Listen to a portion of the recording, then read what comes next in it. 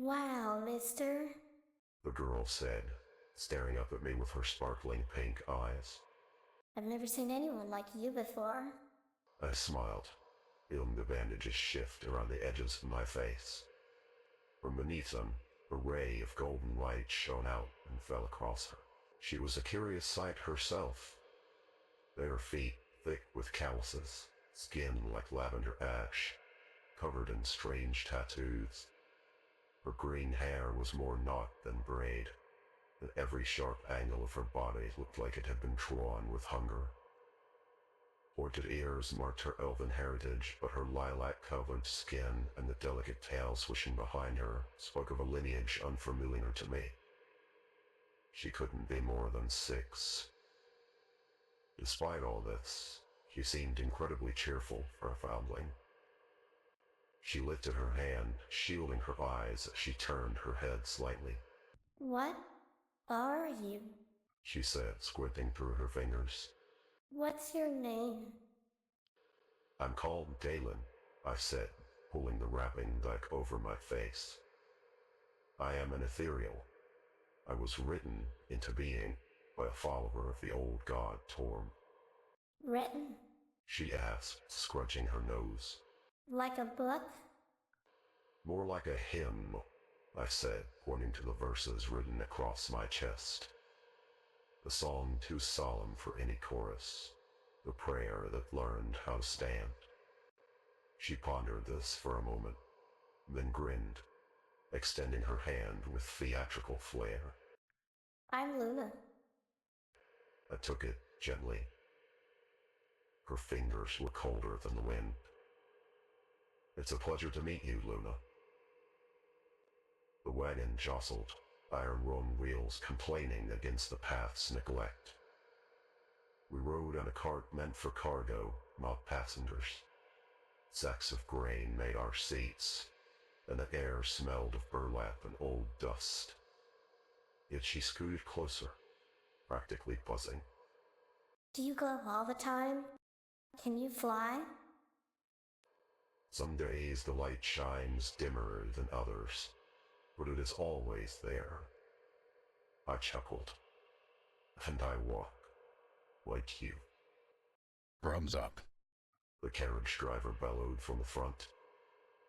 Luna sprang up, giddily clapping as a rough arm shoved its way through the curtain, clutching a half-round of dark horse bread. She seized it with both hands like it was a royal feast. The bread was dry, cracking as she broke it in two. She held out the larger piece towards me. That's your share. She said brightly. She looked so certain, so proud even, like she'd done something good. Like sharing meant she was real, and kind, and not as forgotten as the world kept trying to tell her she was. I hesitated.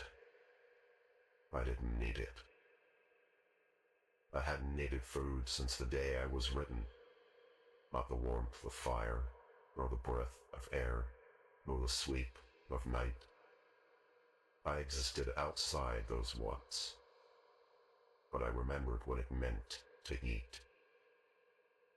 I remembered the hush that falls between bites, the way two people sitting side by side can feel less alone when their hunger is mutual.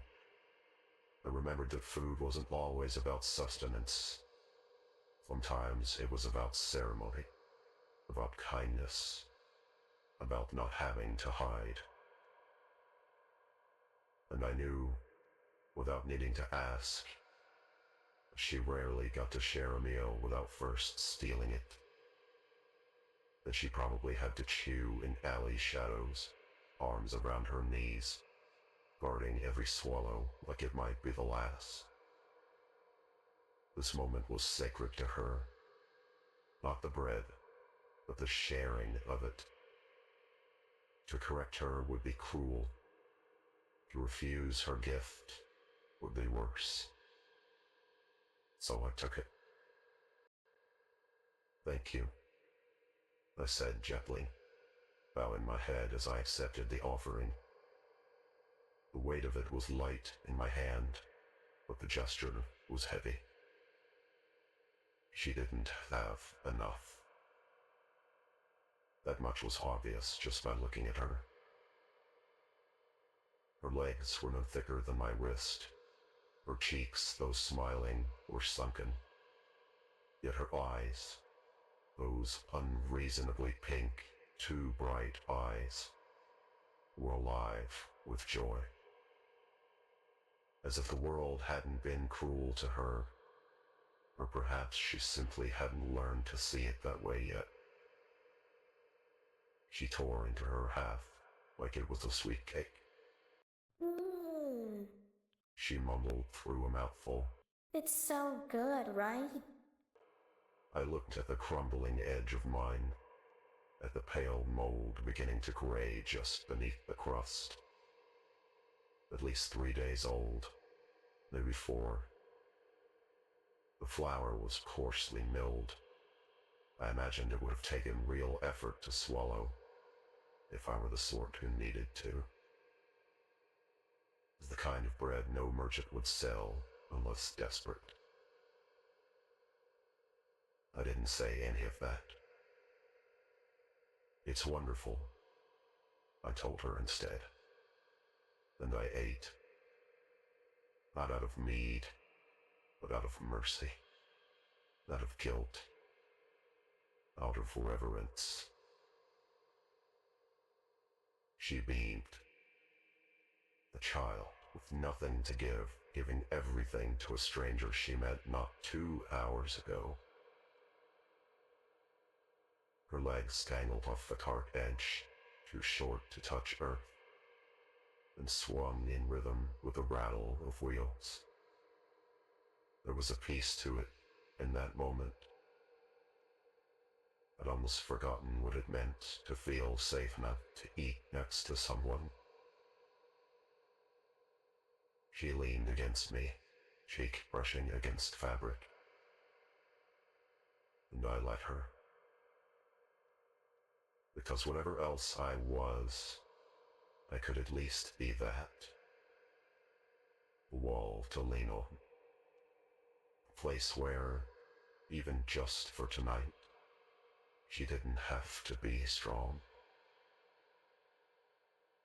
The sun dipped lower, casting the world in red gold light. And for a moment, I could almost pretend that I could still bring comfort to someone who desperately needed it.